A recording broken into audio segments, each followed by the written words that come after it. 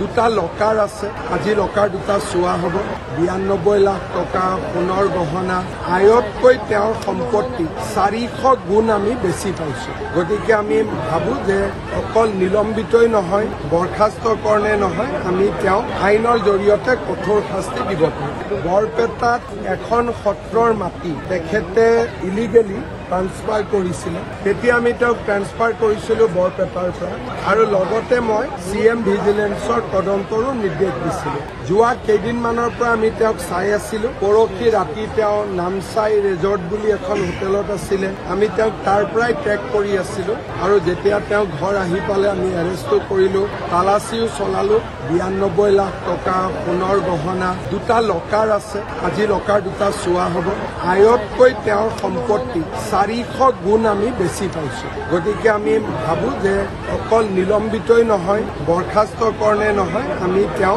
আইনৰ জৰিয়তে কঠোৰ শাস্তি দিব পাৰোঁ লগত দুই এজন মণ্ডল আছে তেওঁলোককো আজি মাতিছে কিন্তু আমাৰ অসমত দুৰ্ভাগ্যবশতঃ এনেকুৱা ঘটনা মাজে মাজে ঘটি থাকে ৰাইজেও সাৱধান হ'ব লাগিব আৰু কোনোবা অফিচাৰে টকা পইচা বিচাৰি তৎকালীনভাৱে CM ভিজিলেন্স বা আমাৰ ভিজিলেন্স এণ্ড ইকনমিক্স ডিপাৰ্টমেণ্টক জনাই দিব